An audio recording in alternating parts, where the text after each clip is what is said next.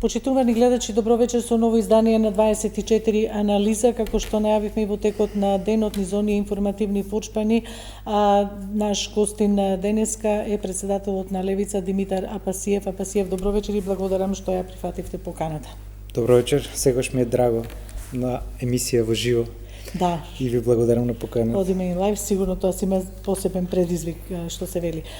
Апасиев, деново излезе една анкета и таа се анализира вака во повеќе јавни настапи од повеќе учесници во јавниот дискурс. Апасиев вели е трет на ранг листата после Мицкоски и Али Ахмети со поддршка од 4,2% кај испитаниците. Анкетата е правена од порталот МКДМК заедно со агенцијата ја имав некаде напишано Market Vision, да. Со агенцијата Market Vision. Добро, многу пати сме го коментирале. Сте кажале дека не верувате многу во анкети, денот на изборите е најдобрата анкета, но сепак ќе ве прашам за тоа. Како ја коментирате? Ќе разглобиме малку анкетата и во поглед на позицијата на Левица, на петтата позиција. Во Македонија служат за да креираат мислење, а не за да измерат. И ајде да проговориме конечно и за кредибилитетот на оваа маркетинг агенција, Market Vision, која е во собственик на Владимир Цветиновски. Сега, кој бил овој човек? Овој човек бил секретар во Министерство за трговија во времето на Никола Груевски, кога Љупчо Ѓорѓиевски беше премиер во таа влада уште, и потоа во 2000 година ја оформува оваа агенција.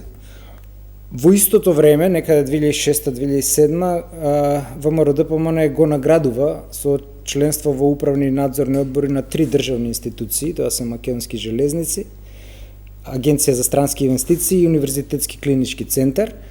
И во тој период подоцна тој ја формира оваа агенција кога Груевски доаѓа на власт, и во периодот од 2008 до 2016 оваа агенција има исцицано од државата 3 милиони евра на тендери.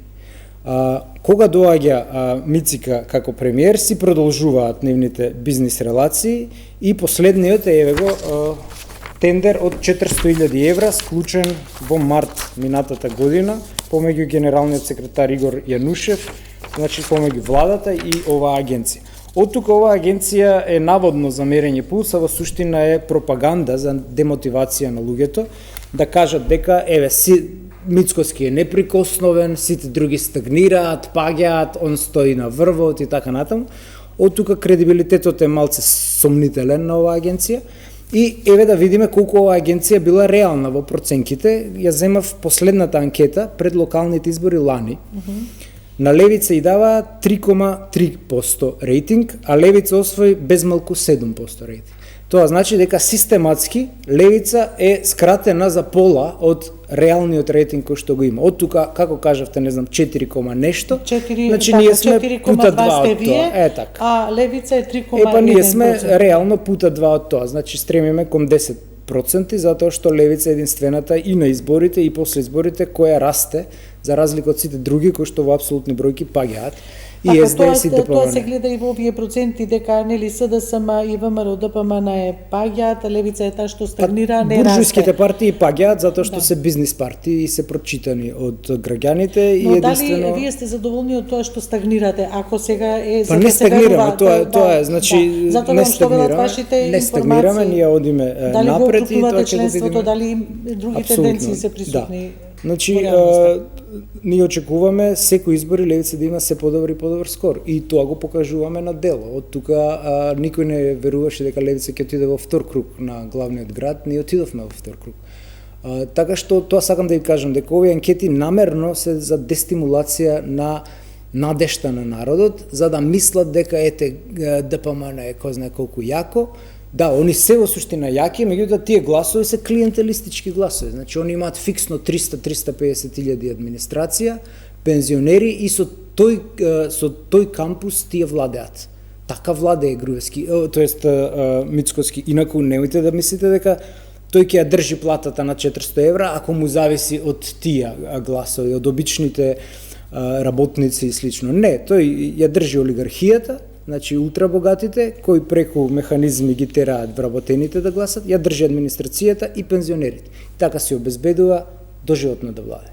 Но мислам дека Не е тоа целта на Мицкоски, целта негов идол е Бранко Црвенковски и целта е да го следи неговиот пример. А што е неговиот пример? Неговиот пример е после премиерскиот мандат да оди за председател на државата. Значи ќе извиси Гордана Силјановска за втор мандат, ќе оди Мицика како председател на државата и со тоа ќе се обезбеди доживотна пензија, бидејќи Мицкоски е политичар на статус квото. Тој нема никаква буквално државничка визија за наредни 5, 10, 15 години. Неговиот домет на видокругот на политичко делување е од тендер по тендер. И во кулуарите во собрание се зборува дека не го смени ово Ивица Томовски затоа што заедно им одат бизнисите на генсекот на влада, но го смени генсекот на партијата затоа што не му давал од провизиите овој Сајковски, кој што му е кадрови главен, тој е председател на комисијата таа за избор и именување во собранието, да. И сите вработувања одат преку него и изгледа Алаш Веришот не му го дал кај што треба и затоа го елиминираше, па сега овој Ковачки му е генсек и видовте он се тронизираше и не постави заменици или подпредседатели како име по статут кај него. Мислам дека целта негова е тоа, значи една лежерна политичка кариера со нафатирање за 3-4 поколенија унапред, би толку е дометот на нашите политичари, е толку, затоа ни се разводнува државата. Апасиев, значи, еве уште еднаш да ве вратам на тоа дека Левица е на 5-тата позиција како партија, гледам со 3,1% поддршка кај граѓаните. Значи со 6,2 реално. Велите дека се дупли ако се водите нели од така било на прошлите локалните избори. Велите дека тогаш кога излегувавте нели во интервју и во настапите пред локалните избори кажувавте дека голем е интерес за членување во Левица и така. Еве дали таа тенденција опадна или трае се уште? Ние имаме електронски пристапници перманентно. Еве чисто кога јас дојдов за председател за Левица, имавме 2000 членови, сега имаме преку 12.000 членови, но нашето членство и менталитетот е различен од нивното, тоа сакам да го кажам. Значи, клиентелистички членови ние не ни примаме, како да ги кажам. Ние сме од меншевистички преминуваме на болшевистички начин на регрутација, а тоа е дека не секој па и може да биде член на Левица, затоа што треба да имаш кичма, да имаш стомак за антикорупција, значи не е лесно во политиката, не заборавајте, тие се обидува веднаш да го купат вториот пратеник кој уште во заево време. Значи оваа позиција не е лесна, овој пат кој го оди Левица не е воопшто лесен и затоа треба и најдобрите да добиваат шанса и од тука секој кој влегува во Левица не влегува со таква тенденција како што влегуваат во ЗНАМ, во СДС, во ДПМН, а тоа е како биро за вработување. Не, напротив, оние кои се во Левица имаат штета од тоа што се во Левица. Значи ти ги бркаат родителите, браќата, сестрите, политички линч, дури еве сега последно избрка еден наш член Орце Ѓорѓевски го избрка од јавното сообраќајно предпријатие, човекот работел таму 30 години, еден од најспособните инженери. Така што сакам да ви кажам дека менталитетот на луѓето кои доаѓаат кај нас и кај нив е сосема различен. И затоа Левица е како специјалци во споредба со обични војници партиски нивни. Значи, еден наш вреди колку 10 нивни. И мора да е така за да можеме да се носиме со нив. Видете го само и парламентарниот состав, 6 души, вредиме повеќе од цела опозиција заедно. Еве ги и законите ги носиме. Така, гледаме активностите нели за интервенција на закони и број на закони, број на поднесени иницијативи и слично. Така, Апасиев, дали ве плаши овој сега пак ќе речеме колку е објективна нели анкетава, но ќе се водиме од тие резултати што ги има и што се пласирани. 28,1% од граѓаните рекле дека нема да гласаат на прашањето за која политичка партија ќе гласате, што е многу висок износ. Да го... Со не знам, дека ќе гласам 9,7, не знам, не сум одлучил 8,2, што ако се собери нели со негативен нели пред контекст, испаѓа некаде 40 и нешто и никако да се симне. 40% од народот не сака да гласа. Да. Сега, тоа е целта на власт. Да не сакате да гласате. Бидејќи во избори каде што немате цензус, ќе се излезат нивните тврдокорни ВМРО-иди, ќе си ги изгласаат и они ќе си бидат власт. Значи, со тоа што можна е неинтелигентно да не гласате на избори каде што нема цензус. Во ред е каде што има цензус, па да сакате на тој начин да пратите политичка порака, например председателски има цензус, па да не се избере председател и слично, па да се има уставна криза. Но кај парламентарни тоа еднаш го направи, мислам дека Љупчо кога ги бойкотираше и му даде отворен простор 4 години на СДС комплетно да срози државата и да направи најкатастрофална приватизација во Европа. Тогаш кога ако биле тогаш неговите пратеници внатре ќе дале отпор, бидејќи тогаш има многу инструменти за разлика од сега кога немаме никакви инструменти и гледате дека собранието се претвори во фабрика за штанцање на лоши закони. Така, владата што ќе предложи едно прашање дали ви пречи што нема филибастеринг, да речеме, како не ни пречи да ги подсетиме гледачите дека кршењето наше во собранието беше баш поради тоа и тие не сватија зошто е сега сваќаат зошто. Сега и дуи сваќаат зошто, бидејќи тие го Талјат Џафери го туркаше тој процес. Новиот и деловник и сега ни се врзани раци, ние сме обична публика. Максимумот што може сегашната опозиција со овој деловник, инаку патем да кажеме дека ние сме единствена држава во Европа која нема филибастеринг. Сите имаат. Ваков или таков облик имаат. Ние имавме и сега немаме. Имаше и доста коментари во демократската јавност, да кажам во земјава, дека такво нешто... Филибастеринг постои од римското право, па преку уставот на САД сега деловник за работа. Значи ваков рестриктивен не постои. Максимум што сега опозицијата може да го прави е 3 дена да зборува на одредена тема и толку. И дури во таков случај ти прават сопки во смисла не ти даваат 3 дена да зборуваш, туку ќе ти ја закаже комисијата во 12, во еден ќе ја прекине и утре дента ќе ја закаже и тој ден се брои. 1 сат само се работело, ама се брои како еден ден. И така за тоа веќе слабокрвно стана собранието.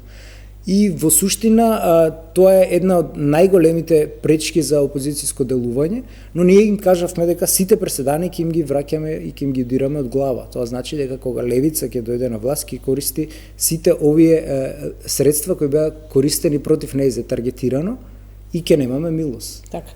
А кои се вашите сознанија или можеби вака антиципација на состојбите што се случуваат за предвремени евентуално избори, ако премиерот рече дека не гледа намера, иако се сите некако разлачани се прават, најавуваат нова партија најавува села, па се најавува нова иницијатива, меѓутоа не она за која што Петре Шилегов нели изборува од СДСМ, некоја нова иницијатива ДОС и така. Има ли простор за трета политичка опција или четврта или не знам која ќе биде? За други веќе нема простор, нема структура, затоа што сите се купи продај. И мислам дека не се ова некои тектонски пореметувања, селја му е која партија поред од ДА, не, како беше ова од кај мен Духтачи, од кај мен ДПА, па после неговата алијанса, па таму се скара сега трета, четврта партија. Не е ни фактор некој си селја. Од друга страна СДС најавува дека ќе им купи, не знам, некој пратеник. Но горе-доле тоа е фолклорот. Од каде би се прелеале, од знам? Да, од знам, затоа што видите, иднината на СДС и на членството на СДС е двојна. Сите што се со клиентелистички менталитет ќе отидат во знам и веќе одат, и сите што се со некаков левичарски мајндсет ќе дојдат во левица.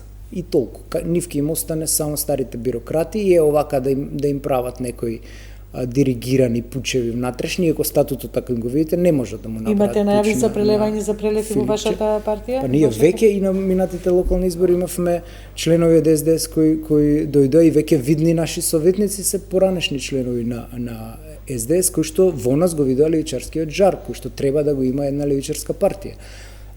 Така што иднината таму е мощна симптоматична, но што си надроиле, тоа нека си сркаат. Ние сме тука да го пасокизираме СДС, а не да го спасуваме. И успешно ја остваруваме таа мисија. Ние зборуваме долго време и тоа се потврди на последните локални избори, кога левица стана втора, а тие паднаа на 5-то место. И сега нашите советници, 6 во Советот на град Скопје, седат во првиот ред како главна опозиција, што и се.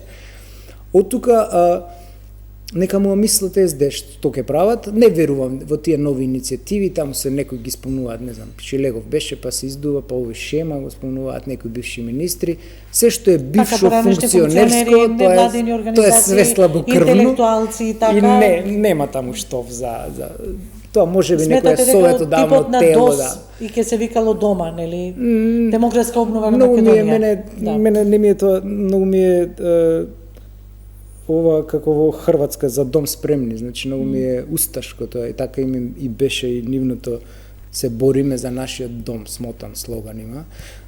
Нека му мислат СД што ќе прават, ние си градиме партија, сметате дека простор за трета опција од таков тип која би Третата опција ви е левица, со структура, со исчеличени кадри, со квалитетни деца, млади кои доаѓаат во партијата со свежа крв, гледате ги наведум непознати деца кои ние ги знаеме како растеле во партијата, сега дрмаат ги во град Скопје, на добитни позиции, советнички места, значи единствено младите добиваат шанса само преку левица. Све друго што е бивши министри, бивши пратеници, нека си прават такви движења, нека си го рушат СДС што сакаат нека прават, но ние не ги примаме таквите и затоа можеби ово е најдобар начин да си прават некои движења, но нема штоф таму, нема простор за тоа. Можеби суети внатрешни ќе се едно раководство, друго раководство, но мислам дека статутот на СДС не дозволува така лесно да го сменат Филипче, а Филипче дека му одговара да е лидер на СДС на Мицика и како му одговара. Така што и договорот со ЗАЕФ е тие меѓу себе да не се чепкаат и од тука не гледам простор за евентуално дрмање на неговата столица во СДС. Но тоа нас не одговара како опозиција, затоа што ние се наметнуваме со нашиот ангажман како реална опозиција на ДПМН. И се што е анти-ВМРО треба да се построи под бајракот на левица. И нема тука ни простор за нови структури, сето тоа ќе заврши како Сметате дека сето тоа ќе заврши делот апсолутно, затоа што ние сме искусни, веќе 10 години ја градиме партијата и ти треба структура. Делот само очекува да вашата пратеничка група. И веќе доаѓа, да. Ние веќе имаме советници, и веќе имаме кандидати за градоначалници. Меѓутоа зборувам за во пратеничката група. Ние кажав, ние сме партија која што за да дојдеш до највисокото ниво треба да поминеш низ партиските структури, да се исчеличиш. Од тука не така лесно даваме шанса на секој кој ќе дојде и ајде после ќе ти го сврти грбот, не. И мислам дека, но правите социјалдемократи и оние кои се левичари по дух, тие доаѓаат во левица. Не остануваат веќе во СДС, ако не се клиентелисти. Тие што се клиентелисти си отидоа кај Максим и готово, Максим нема, ќе престане да постои. Можеби 1-2 пратеника на следни избори. Така. Тоа е она што вие го предвидувате или вака на ваши внетрепартиски анкети правите? Да. Вие правите анкети внетрепартиски? Не правиме. Немаме пари, не сме ние како Мицика да имаме 6 милиона евра имот, побогати од партијата на Меркел, најбогатата партија во Европа, од најсиромашната држава во Европа. И еве сега гледаме дека ќе им застари делото, затоа што сменија обвинител. Така, еве денеска од Ленче Ристовска сменија тргна од предметите што беа поврзани со обвинувања, нели, за ВМРО ДПМН партијата, па тука некаде би го спомнала, еве гледам Левица почна да го коментира во негативен контекст новиот државен јавен обвинител Савевски. Така. Па да, тој човек излезе дека е латентно ВМРО-вско конте, кое што дојде така дотеран со некои си квази манири, но за 24 часа како иста глава со Мицкоски да има, се што Мицкоски кажа на говорница, овој му исполни за 24 часа. И јај сега да не биде дека на памет збориме и од писма, еве што се направи човеков за неколку дена на функцијата. Прво ја елиминира Алексева Трајчевска. Тоа е единствениот квалитетен обвинител во обвинителството за гонење и организиран криминал, кој што ги поапси началниците, инспекторите и полицајците кои што ноќта, инаку сите асли ВМРО-вци. 2 дена пред трагедијата во Кочани, истите овие поапсениве од оваа жена славеле роден ден на координаторот на ДПМН во Штип. Следно ја отфрли представката на Ленче Ристевска за политички притисок против премиерот и не само тоа, туку и ја разреши. Советот на јавни обвинители практично ја отфрли. Ја разреши, сега ќе ја разрешат, инаку Ленче Ристевска е една од најквалитетните обвинители кои постојат во Република Македонија и не за џабе соработува со Евроджастис. И тоа е намерно направено за да застарат Талир 1, Талир 2, кој што ги водеше Ленче, тоа е да не заборави, тоа е за злосторничко здружување и перење пари на оваа организирана криминална група која се представува под светото име за македонците ВМРО и затоа ние имавме предлог да не може да се вика партијата ВМРО бидејќи го брука тоа име. Следно ја укина суспензијата на висшиот јавен обвинител Цветановски Јове, кој што овој Јове се откажа своевремено од гонењето на Латас и го укина куќниот притвор на Беким Незириот Дуј, оној што ги тепаше во МН факови текнува. Да. Следно ја постави за заменик ова Анита Топалова Исајловска, жена на ВМРО-вец, заменик министер, кој сега го ставија. Иако сите типува дека можеби таа ќе биде Да, таа беше маска само за ово контево да го стават и таа бараше да падне талер на ДПМН. Следно, нов шеф на Висше обвинителство Скопје ја ставија Јасмина Костеска Здравеска од тефтерчето на гордето име Јалков. Она која ги слушавме како ја местат, инаку таа е сопруга на бив член на антикорупцијска ВМРО-вец кој сега го ставија во антидискриминаторска и го имаше во бомбите со Антонио Милошевски како местат предмети за случајот Мокиник. Ова човеков го направи за 2-3 дена на функцијата. Па Мицика да беше обвинител, ова ќе речеш ајбе многу да не, знаеш, за 2 дена, многу да не е ова. Че ова е ненормална работа што ни се случува.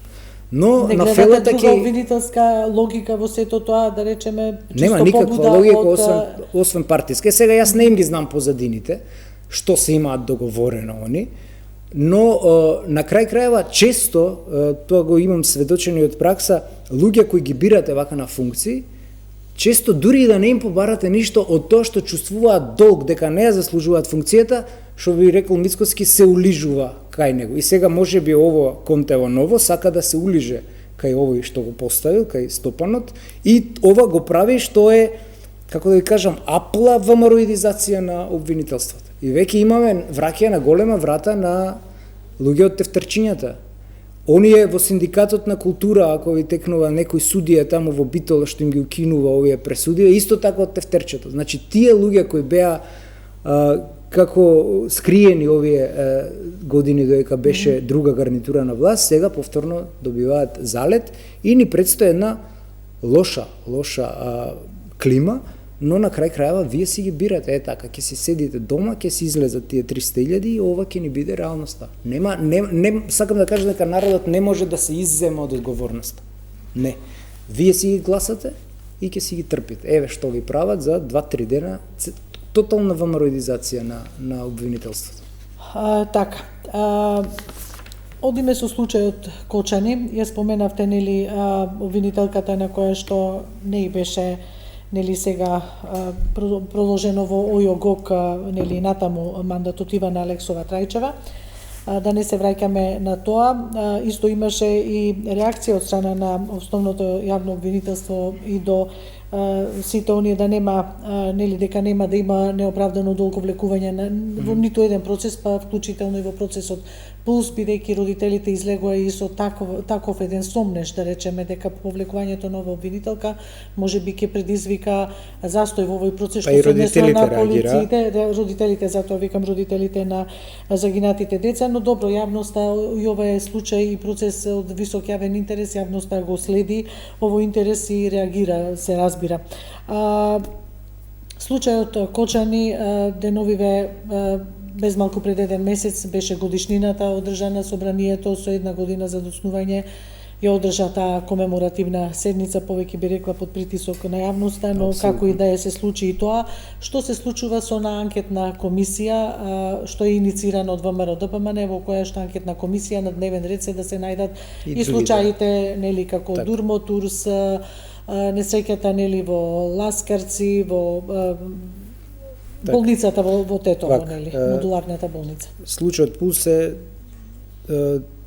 мощно тежок случај и мора внимателно да се бираат зборови за тоа како ќе се говори за овој случај.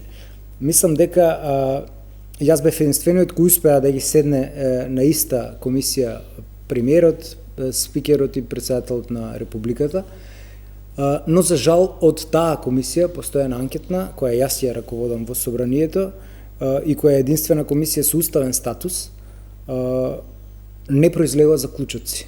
Имено јас ги објавив заклучоците и добив контразаклучоци под старата ВМРО-вска пракса, контразаклучоци, кои што патем речено не произлегува од материјалната расправа. Значи заклучоците, јас како претседател заедно со стаферите ги формулираме врз основа на нешто што се водело како дискусија. Таа целодневна дискусија се водеше и стенограм, има записник и врз основа на тоа ние генерираме заклучоци кои потоа треба да се усвојат од комисијата.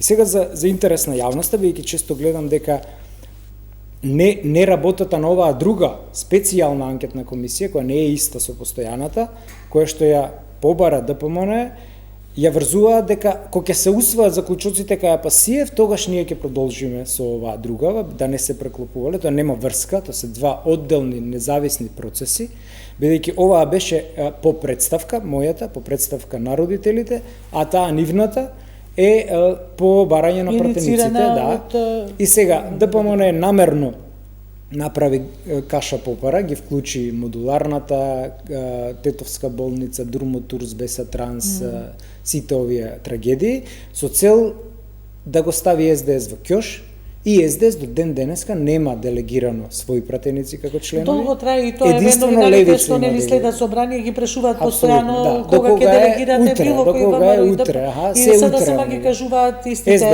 веќе месеци. ДПМН нема делегирано ни членови ни заменици, само Левица, Гаши не пушта допис, он се вади на тоа процедурата дека е запазена, ако сакате пуштете, добро, ние викаме не чекаме допис, веќе пуштиме и само ние пуштивме и не може да се оформи комисија.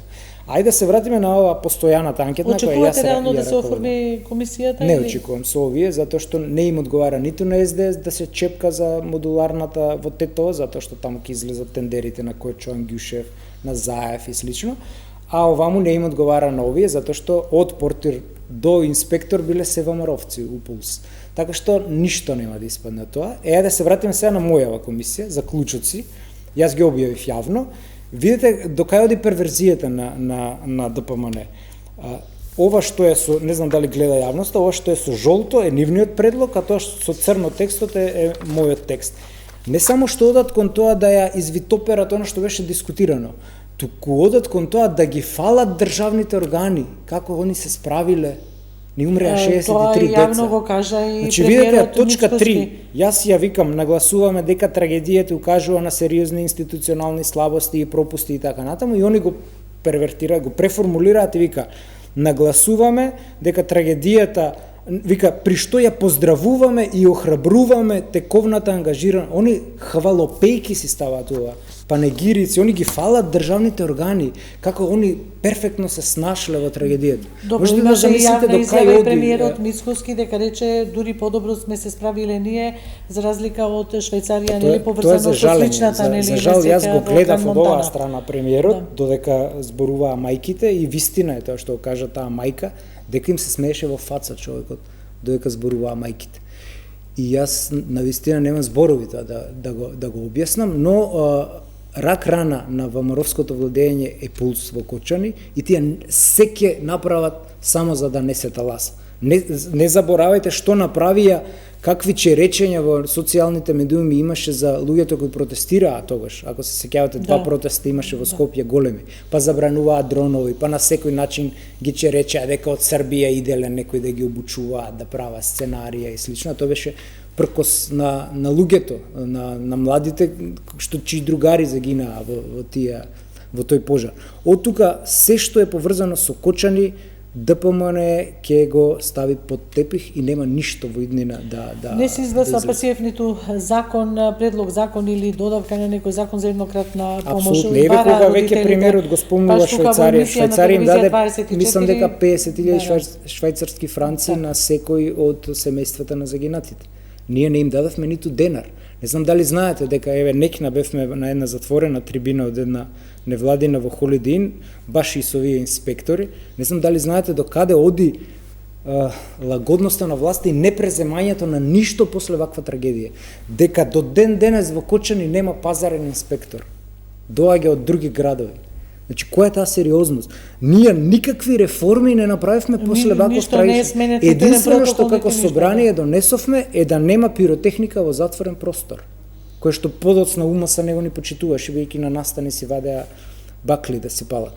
Дали ме разбирате? И ние силни заложби што сите тогаш никаква реформа, ништо немаме донесено година дена после трагедијата. Дури некна во Кочани во Домот на културата, каде што седевме и го гледавме перформансот на уметниците таму што беа во чест на ангелите, дали знаете дека оние излезе фотографија дека боците за гасење пожар беа последно проверени од Пред 2 години, 2022. 2023. Така, да. Разбирате до кај оди ноншалантноста нивна. И сега ние баш и на трибината кажав, и сега ние правиме научна фантастика од нешто што го имало регулирано и во Хамурабиев законник, имало одредби за крчми. Значи, не можете вие да ме убедите мене како правник дека не можете да воспоставите ред во дискотеки и да пропишете услови, каков систем за противпожарна заштита треба да има, колку отвори, колку квадрати, како треба да биде таванот и слично. Тоа е решливо. И сега ние одиме да обвинуваме наназад 10 години, а актуелниве никој не ги обвини, освен женава што ги обвини, еве за возврат ја смени. Значи, ВМРО-вското лудило оди до таму што тие си го чувствуваат како личен пораз, како они викаат системот, ама не постои системот. Нема систем. Што е систем? Системот, систем, што е суд, што е обвин, не постои такво нешто. Постојат луѓе со име и презиме. Тие луѓе се бирани и во полиција, и во судство, и во обвинителство преку нивните тефтерчиња. И тие си го сваќаат лично, и треба да си го сваќаат лично, и ги гушат сите. Немаме надзорна расправа. Ние во овој собраниски состав, освен мојата надзорна расправа за аерозагадување лани, немаме одржано ниту една. А денеска овие од NDA ги носат пратениците на семинари да ги обучуваат како се држала на побогу, зашто ги обучувате. Мене ми се јави од ОПС и ми вика пратеник да дојдете како председател на комисија на некоја трибина. Не одам, викам, не одам затоа што тоа е губење време. Обучете ги ВМРО-вци што е јавен интерес. Па после ќе дојдеме да разговараме. Секоја иницијатива ја поклопуваат. Нема никаква аргументирана дебата во собранието. Нема ништо во собранието. Собранието е после новиот деловник е претворено во машина за штанцање на лоши владини закони. Толку крај, точка. Нема никаква политичка дебата. Па јас читам мемуари Димитар Влахов во турскиот парламент бил пратеник, вика јас земав збор, вика, и тогаш турците во таа реформирана Турција, вика, толку ги погоди мојот говор што ја повлекува некој закон. Вие се сеќавате ли, еве ги нашите закони, 62 закони имаме поднесено како пратеничка група. Ни еден ни немаат, освен овој последниот кој што произлезе од лидерската средба за да се бираат најдобрите доктори. 62 закони од каква сакате област не сме опфатили. Дали вие се сеќавате после некој говор кој оди јавно на телевизија да рече некој да бе мајка му стар, па добро зборува, дај ќе прифатиме. Нема ништо од тоа. Значи тие се толку самоуверени во нивното држење на власта, затоа што затоа што ви кажав, имаат сигурна клиентела која ги гласа. Тоа е администрација, тоа се пензионери и тоа се олигарси. И толку. Тие со 3 контингента ќе владеат доживотно на ваков изборен модел. Така. Сега одиме со пауза за реклами, па продолжуваме со анализа реклами. Почитувани, продолжуваме со вечерашното издание на 24 анализа. Наш гостин, председателот на Левица Димитар Апасиев. Апасиев, неодамна одбележавте 10 годишнината од партијата. Па кога сме веќе кај годишнината и сега да се вратиме на почетоците, денови од собраниската говорница вице-премиерот и министер за транспорт и врски Николовски во диалог со некој од пратениците вели јас да ви кажам Левица која формира и дека ја формирал Мијалков на времето со цел да биде срушена шарената револуција. Има ли нешто вистина за тоа, иако ова не е прв пат да се споврзе Мијалков со формирањето на Левица? Они не се договориле со шефот и затоа се така шизофрени. Значи, премиерот Мицкоски мене во контраодговор на пратеничко прашање еднаш ми кажа дека сме формирани од Заев, кој што ни дал пари во торби за да формираме партијата и да го куткаме Грујо на времето. Сега по овој вице-премиеров обратно дека не формирал Мијалков за да ја куткаме шарената и не можат да се договорат. Но кога се навраќам наназад, јас знам точно како формиравме Левица со пари во тегла, буквално, собирање во паркот, како поранешни активисти на Ленка, Движењето Левичарска солидарност, неколку синдикалисти, некои издруженија против извршителите од поранешната комунистичка партија, значи неколку групации кои што се пребројувавме дали имаме сила да формираме партија, бидејќи Груевски на времето од 100 луѓе ги крена на 1000 луѓе подписите и ја направи бирократска процедурата. И така ја формиравме Левица 2016 во Дарја Џамбас, се сеќавам. И потоа имаше неколку расколи внатрешни, иницирани што од луѓе на Заев, за да се приклучиме кон СДС.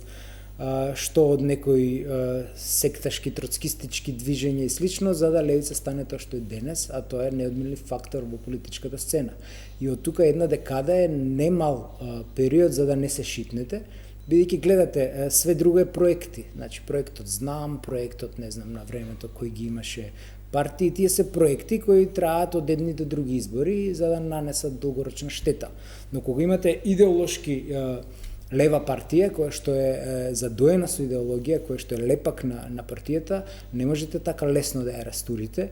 И од тука левица е феномен. И не за џабе се пишуваат буквално пейпери за тоа како левицата во Југоисточна Европа и во екс-Југославија, освен во Словенија, кај што левицата беше владеачка партија како коалиција, ние сме изучувани како добар пример во посоцијалистичките земји за заживување на левата идеологија, која беше демонизирана во периодот на транзицијата како промашена идеологија, но феноменот левица ги охрабрува многу млади луѓе и во Србија, и во Црна Гора, и во Хрватска да основаат радикални леви партии и од тука сме горди на тоа што го постигнавме за 10 години.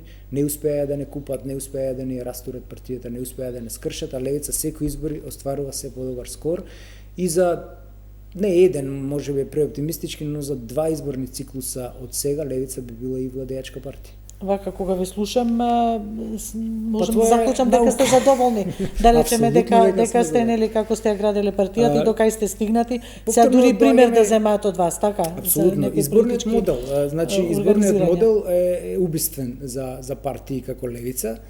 Тоа е направен за коалиции големи, вака како и секогаш забораваме, секогаш мислиме дека ние војуваме само со ДПМН или само со СДС. Не, напротив, ДПМН има уште 25 партии. Значи, секој од нив тежи колку левица и СДС исто така има 20 на Python партии позади себе. Левица е сама. Значи, ние не војуваме само со ДПМН или само, туку со ДПМН и плюс 20 други партии. Бидејќи се коалиции, така 20 и нешто партии во нивните коалиции. Од тука ние на првите избори каде што освоивме 2 пратеника, да беше една изборна единица, ќе освоивме 5 пратеника со истиот број гласови. Сваќате колку не оштетува овој изборен модел, затоа што на истокот ви требаат 10.000 гласа за да станете пратеник, а на запад во Тетово Гостер ви требаат 6.000 гласови. И не исто вреди еден глас, апсолутно. Так. И од тука убиствен е овој модел и плюс цензурата која ни ја рокна овој минативи избори, за која ќе стигнеме и до Страсбур, верувам. Така што при ваков крстен оган, при вакви и цело време опозиција, мислам дека стварно сме феномен што останавме на оваа сцена. Така, сега кога веќе зборуваме нели за левата опција, па ќе се навратиме после за вашите активности во законодавниот дом. Деновиве бевте во кубанската амбасада во Софија. Апсолутно. Па извадивте и слики на социјалните мрежи. Јас нешто прочитав во портал некој политика, што се вика. Вели дека колку и да изгледа Пасиев интересно, нели, што застанал до пак некои конспираси теории. Лидери како Фидел Кастро, Раул Кастро, Хозе Марти, а претходно Енвер Ходжа, дека тука вика тоа е дел од една иста наративна линија, романтизација на револуционерна строгост, легитимација преку историја, имплицитна афирмација на централизирана мојк, нешто така. Дали е со анализа ви направила, така да дека вика вие што ви порачува Пасиев кога опасноста изгледа интересна. Демек вие сте опасен. Еве што сакате да порачате кога веќе пласирате вакви фотографии. Радикална левичарска партија и дека кога ќе дојдеме на власт ќе правиме радикални, а не козметички реформи. Оти видите, ние сега сме 2 години под власта на ДПМН, а нема никакви реформи. Зошто немаме клучното прашање? Затоа што 2 години им требаат на новиве властодржци да го пренасочат рекетот од олигарсите да оди кај нив. Дори има и теории дека Артан Груби е вратен не поради тоа што он се договарал да откуца некој, не, поради тоа што да го подели кешот кој што го украл за да подоцна не го процесираат. Значи, 2 години им треба да ги преструктурираат подземјето, мафијата, олигарсите и кај нив да одат парите.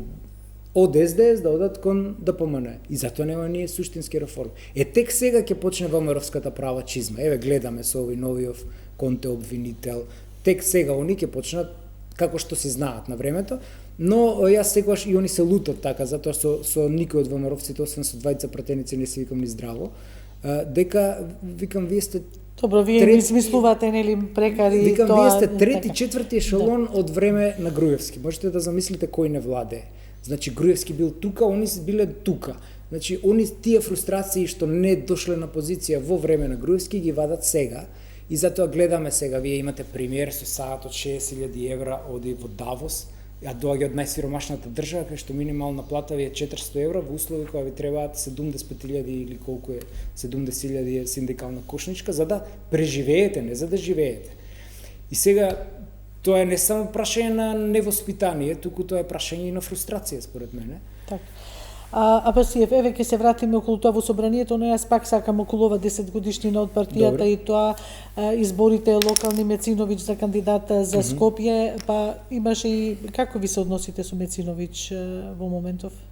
Совршени, прекрасни. И после локалните Другарски, избори. како Знаете да- зошто? како да- Затоа што некоја нели се функционер. појавија некои информации дека еве сега ВМРО-вските Апасиев го прошета нели така, Значи, дека ајде, Мециновиќ ајде, прошета, разбогиме па да добро, не да, остане така, да не остане така, дека Апасиев што го насанка со од обзнанието Мециновиќ, дека го нема оформено високото образование А што Боже Мециновиќ, не знае он? дека наводно Видете сега. вие сте биле тие што Амар нели, Мециновиќ е таа еден од информација ли ферува во Амар јавноста. Мециновиќ е еден од Да. најголемите таленти за политика кој Македонија го видела. Зборуваме за од младинските УМС, СДММ и Црвена младина, ако ја земете, бидејќи тој од таму доаѓа. И тој е основач на левица, уште во 2016 како тогашен студент. И ајде да се вратиме на тоа. На Амар не му беа први овие избори. Амар претходно беше советник во град Скопје, па потоа беше пратеник, носител на изборна единица 2, и сега трети избори кандидат за градоначалник. Значи, тие тоа го знаеја, и самиот Амар не го крие дека нема Зошто тогаш ви дипломиран. се залепува вас, еве ако сметате дека баш од ВМРО-вците... Па се залепува од ВМРО-вците, пошто да. не знаат. И да, ајде да се вратиме, па тие имаа среднисти кои им беа фронтмени, Владко Ѓорчев, Илија Димовски беа со средно. И ајде да се вратиме, Амар не е шескаш некој па така. Имал криза, не го заврши факултетот. Он има просек над 9 и нешто. Ме сваѓате, уште неколку испити и ќе го заврши. Ме сваѓате. Значи, немаат зашто да му се... И видовте каков недоличен однос имаше од Орце. Од Орце Ѓоргиевски Да. му зборува на дете на разведени родители за таткото, го тера као Свети Петар од Христос да се одрекува од таткото. Дали си ти нормален, бе, човече? Па ајде за твојот татко да зборуваме. Таткото кој гласал за учкиве да ги амнестираат. Таткото на Орце Ѓоргиевски гласал. Или таткото кој гласал за Талјат Џафери да биде министер за одбрана. Ајде сега ако веќе си ги вадиме татковците, мајките. Тоа беше дегутантно, но бидејќи не може политички да се носи, нема габарит човекот да се носи со Амар, тој мава така под појас. И Амар не му врати, требаше да му врати асално и да не знае кај е вратата после тоа. Но Так. тоа е таа ВМРО-вска, како да ги кажам, ВМРО-вски Значи лошотил. Амар не го сватил тоа дека Апасиев го насанкал, го Па и не заедно со обзнанил, Амар, овако бевме во така, Софија да. сега, да. секој ден сум јас со Амар заедно. Така, како добро. да ви кажам. Морав ова да ве прашам, бидејќи не сте гостувале, а излегоа тие моабети, па Еве, сигурно еве дел од да ги- јавноста ги еве да ги очекува. пукнеме тие моабети, ги очекува, отворено, што нели, немаме што да криеме ние. информации дел од јавноста. Во законодавниот дом рековте дека околу 60 и нешто закони, ниту еден нема 63 закони, поминати, па поминато од законите со исклучок на само еден закон. Деновиве, не деновиве, малку подолг период се занимавате и со превисоката цена на становите. Апсолутно, Сметате да. дека е тоа вештачки Ние надување, имавме дека неколку наврати. така. Законот за домување да ги намалиме кириите и тоа по европски модел, не дека нас ни текнало сега така поради тоа што сме социјалисти, но нема слух кај Цената по квадрат отиде на до плафон и тоа реагираат, граѓаните реагираат. Ацо Александар заменик министерот, Николовски, да, еве, пошто тој го води тој ресор, и еве да му кажеме како стојат работите. Управо е Амар тоа што му кажа дека вие сакате оваа нација да ја направите нација на кираџии. Според Државен завод за статистика, над околу 20% е зголемен бројот на закупнини во државата. Што тоа ви кажува? Дека луѓето немаат пари кај да живеат и мораат да плаќаат рента, но некои имаат по 5-6 стана. Во исто време имате странски фондови кои што почнуваат да ви купуваат по 300, по 500 стана, како овие Дански фонд имаше, фондови, така, да. Значи, домувањето е политичко прашање, не е шпекулативно прашање. И еве како европските земји го решаваат тоа. Австрија има 60% од стамбениот фонд е социјален стан, социјални станови. Холандија има 30%, Франција 20%, Германија 10%. Тоа значи дека во нормална европска држава секој втор или трет стан е државен стан. Каде се нашите државни станови? Каде е АЦО и неговото предпријатието АД за стамбен деловен простор да гради станови, па да ја урива оваа ненормално висока цена од 2.500-3.000 евра квадрат во центар? Па кај живееме ние со 400 евра плата, кога ќе си купите вие стан? И вие ќе мора да бидете кираџи. Од друга страна го имате недокваканиот уставен суд кој што сите реформи кај собственоста ги поништува, неприкосновено било правото на собственост, а не го дочитуваат членот од уставот кој вели дека собственоста не е само во приватен, туку треба да биде и во општонароден, во јавен интерес. И ако се сеќавате, имаше една обид за реформа, оние кои имаат 3 стана, на вториот и третиот стан да плаќаат повисоки даноци, ако им се празни, тоа уставен суд го укина на чело со овој Дарко Сиромашкиов. Значи, од друга страна, со последниот попис ние имаме над 310.000 празни станови. Што тоа ви кажува? Дека тоа се шпекулативни цени. Реално цената кошта 1000 евра квадрат, а купуваме станови за 2.500 евра квадрат. И наместо тоа да му биде приоритет на министеров, нас не зборува кој не формирал, ме сваѓате. И тоа го добивате секогаш од простаците од ДПМН на власт. Вие едно ги прашувате, тие со пизма ви враќаат. И само така. А зошто тоа го прават? Затоа што не зависат од гласовите на слободоумните, туку зависат од гласовите на овие 3 контингента кои што ги кажавме. Олигархијата која ги плаќа, пензионерите кои што им даваат секоја година по 1000-2000 линеарно и администрација. Со тој фонд од 300.000 гласови они можат да владеат комотно со ваков изборен модел. И затоа нашиот далекосежен што се залагаме е преку овие разговори кои се одвиваат во Министерството за правда, ако што се патем речено нефункционални, мораме да ги критикуваме, дека изборниот модел мора да претрпи измени. А тоа е да не може да бидеме заложници на 300.000 купени ВМРО-вци, како да го објаснам. Околу изборниот модел за една изборна единица очекувате да се донесе и тоа да стапи на сила од првите не овие парламентарни од вторите, да речеме, наредни избори. Нема. Сите кажуваат дека има, во суштина нема таму волја за тоа. Сега се бориме. А почна тие преговори за изборните измени? За заглавија на глупости. Ако сакате да решите едно прашање, вие ги свикувате од секоја пратеничка група, ги затварате и дадете рок и испорачуваат резултат. Овие 3 состанока кај Филков носат деловник како ќе постапувале, како да се институција, ненормална работа. Методологијата за работа практично е работат на 3 состаноци. Оптимистички е дека до јуни, тогаш јас излегов со оптимизам после, но гледам дека секоја партија го саботира процесот на свој начин и мислам дека нема ништо да излезе од тоа една изборна единица, уште помалку моделот да се промени.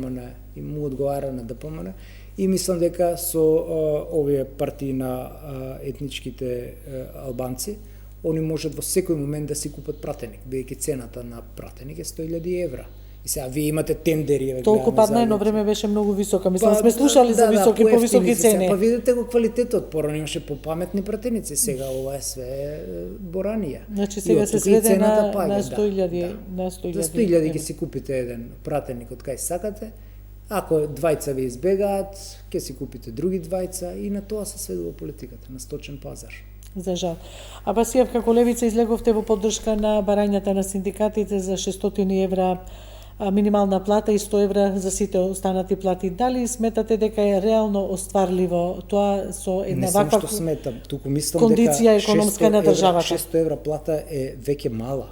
Може би утре другиен вие ќе бидете власт, па од вас ќе се бара. Апсолутно дека ќе дадеме уште на првата владина седница таква мерка. Значи, ние сме не само што сме енклава европска црна дупка, туку сме дупка во дупката наречена Западен Балкан, бидејќи едно Косово има поголема плата од нас, 500 евра, една Албанија, Словенија да не правиме мувет, 1000 евра, Црна Гора 800 евра, Србија 550 евра, Босна не претекна. Значи ние сме најсиромашната нација од бившо југословенските нации и пошироко во Европа. Од тука, но имаме пример со часовник од 60.000 евра. Отиоти, он на времето работел у таков бизнис, а живеел од професорска плата. Не знаеш како да го разбереш човек. Значи, не само што, мислам дека 600 евра плата е и премала плата сега во моментов, затоа што трошоците на живот Видете вие, горивото кај нас е поскапо од горивото во Словенија, дизелот и бензинот. А таму земаат 1000 евра минимална плата. Подобро платените високообразовани земаат и 2000 евра плата. Од тука вие да земате 2000 евра плата, а да плаќате поевтино прехранбените производи, исто така. Во Германија се поевтини. Еве, јас имам роднини во Германија, ми сликаат цени кои се поевтини во супермаркети отколку да влезете тука во нашите супермаркети. Така цените отидоа до Апсолутно, вистина. ама зошто? Затоа што Мицика вика слободната рака на пазарот да ги регулира. Па зашто ние нас држава ако оставаме се пазарот да регулира? Еве, сметате дали добро изигра владата со во контекст нели на поскапувањето на енергенсите Апсолутно и намалувањето на ДДВ-то што... во рок од 2 недели? Апсолутно не изигра добро, затоа што мерките беа закаснети, требаше порано. Они чекаат да дојде горивото над 100 денара, па потоа да го замрзнат. Но последните анализи од пред ден, 2 дена на ЕБОР зборуваат дека од сите земји на Балканот Македонија е најпогодена од иранско-израелската американска војна, а нашиве петоколонаши се 100% ја следат таа политика. Значи немаат никаков план Б. Никако една Америка кога стапи кризата ги тргна санкциите за Русија, една Македонија ги нема тргнато. Значи ова е типична северџанска сервилна политика која не можете рационално да ја објасните, не можете да измедитирате, да мислите и да не можете. Но нели сме имале најефтини енергенци, да речеме. Какви најефтини? Еве во Словенија се поевтини, од кај нас се земаат поголема плата. Од тука Тимчо Муцунски, видите, изгубен случај, значи он освен папагалски да повторува тоа што ќе го каже Трамп, тој не дофрла детето, не знае геополитика, не знае меѓународна политика.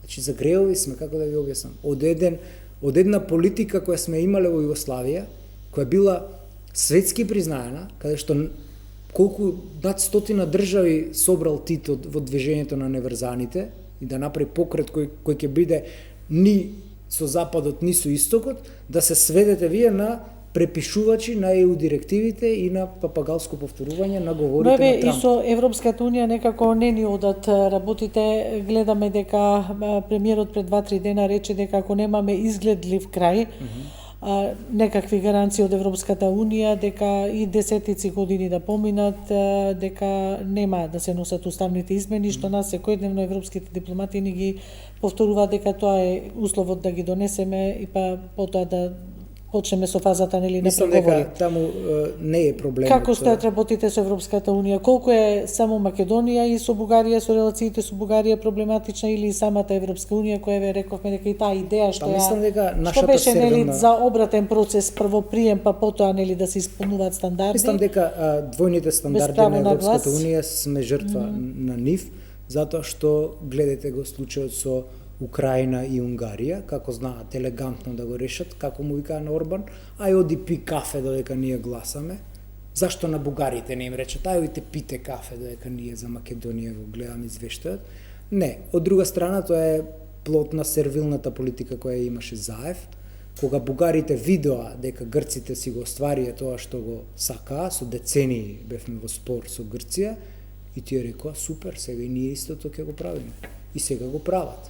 Затоа што тие се внатре, ние сме надвор. Од друга страна, кој беше оној Борел или беше, како викаше, дека они се градина, а ние Западен Балкан сме джунгла. Да, и тоа сме, така не третираат и така ке не третираат.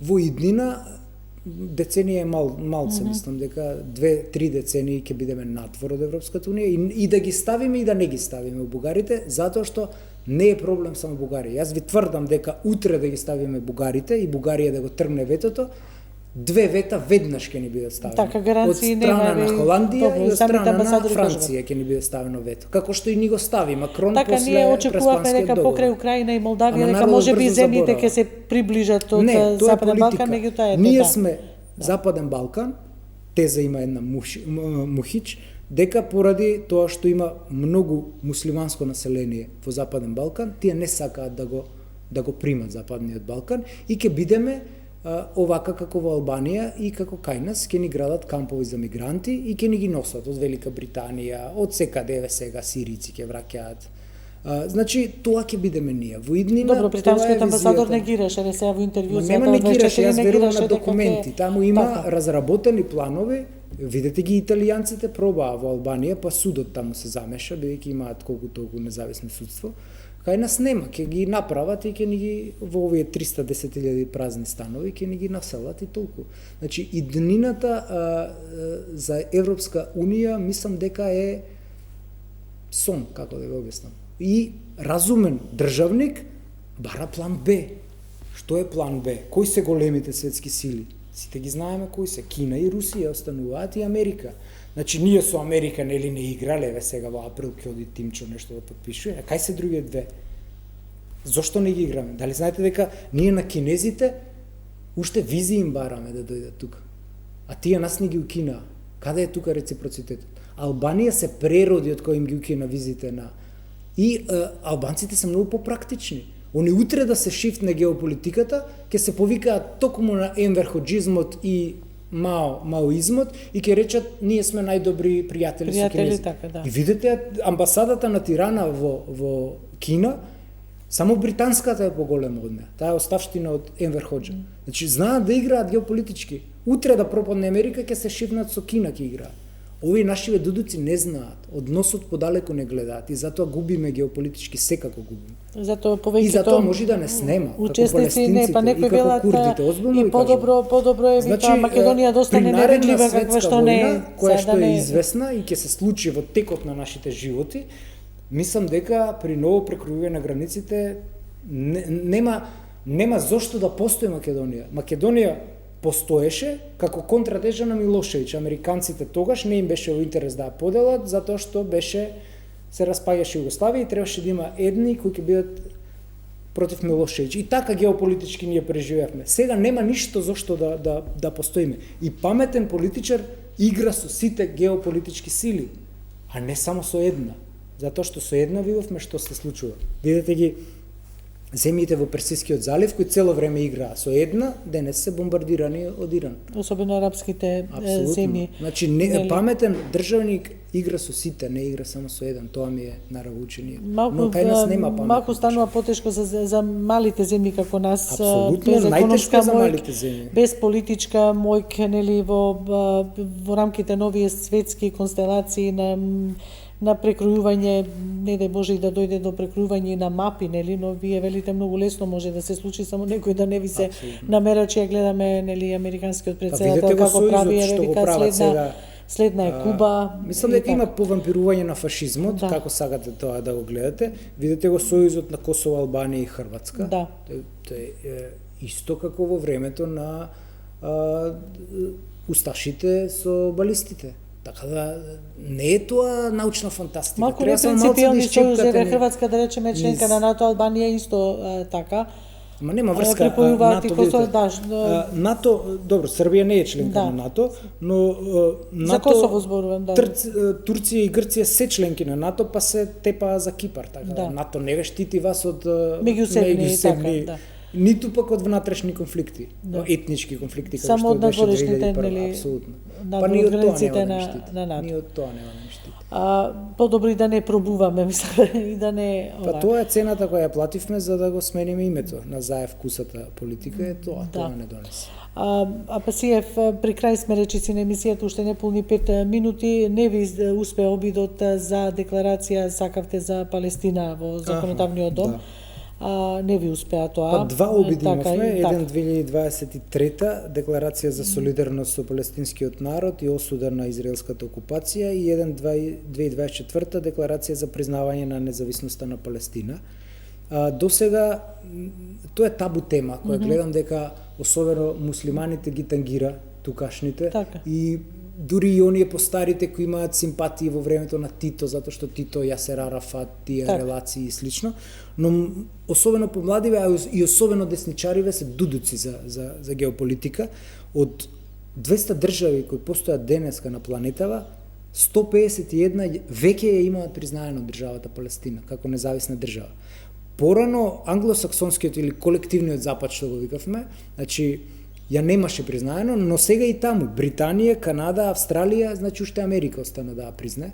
Од европскиве почнаа Словенија, Шпанија, Португалија, Франција, значи преку 80% од светската популација ја признава Палестина, ама не нашиот тимчо не ја признава Палестина, како да ви објаснам.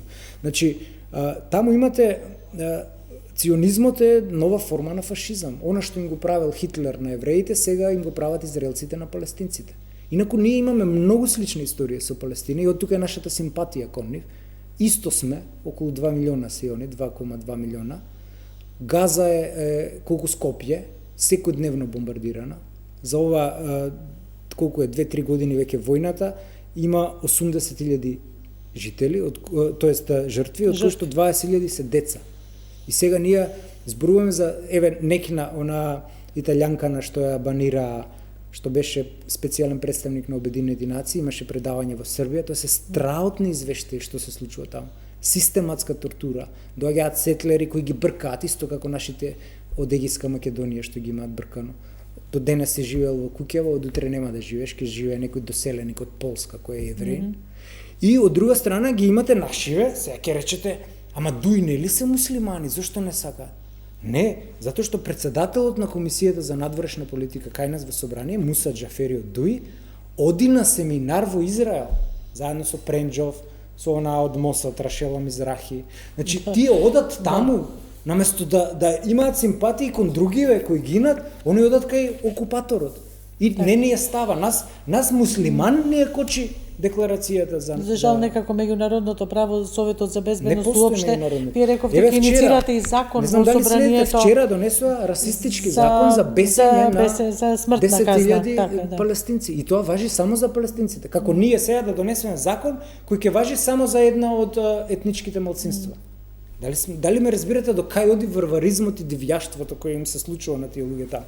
И сега не таласајте вие за Палестина, средете а Македонија. Не, поврзани се садовите. Не можете вие да... Пасиев, рековте дека ќе инициирате закон, брзам затоа што веќе сме на крај, за да нема македонски војници да не одат во странски војни мисии. На 8 април ни е законот. Без поддршка нели од Советот за безбедност на Обединетите нации. Ние го признаваме само Советот за само Обединетите нации како светска организација. Некако се клекнати на колена во целиот НАТО не е дискутабилна и затоа го имавме тој перформанс со Руте кога дојде. И од тука бараме само за оние мисии мировни, бидејќи вие по на НАТО стандардите и ова во Иран вие мировна мисија, иако бомбардирате кај ќе ви текне и цивилна инфраструктура и вода за пиење и школо гледате 106 девојчиња. Така беше во првите напади таа гимназија. Од тука ние бараме поголема правна сигурност. Наш војник кој ќе излезе надвор да излезе само со верификација на Обединети нации. Дали ќе помине, ќе видиме сега на 8. Не верувам дека ќе помине, како што не помина овие 63 закони. Така, уште да ве прашам, јавно коментиравте дека нешто ви биле чешлани сметките од вашата сопруга од страна на антикорупцијската комисија. Дознавте ли зошто и како? Јас антикорупцијската ја добив дека ме дискриминира и ова е типична виктимизација и политички притисок. Од толку корупција на се ова што зборуваме цела вечер, најдоа мојата и на жена ми сметката да не ги проверуваат. Има рок 6 дена да ми ја проверат, тој рок ме поминат. Немам време, искрено, кај да ќе ги подсетам или ќе ги утужам, па да видиме до кај што исчепкале за мене, а што не знам дека имам сметки некаде. Веројатно да не мислеле да не ме помешале со швајцарските сметки. Нашле би дека едно време и за тоа ве обвинува дека рубли можеби да, може рублите ќе ги бара. Да. Ќе ви известам, ќе ви известам. Да. И јавноста се разбира преку нас. Благодарам што бевте дел од 24 анализи и еве имавме едно интервју по неколку месеци во секој време. Благодарности до нашите почитувани гледачи, довидување.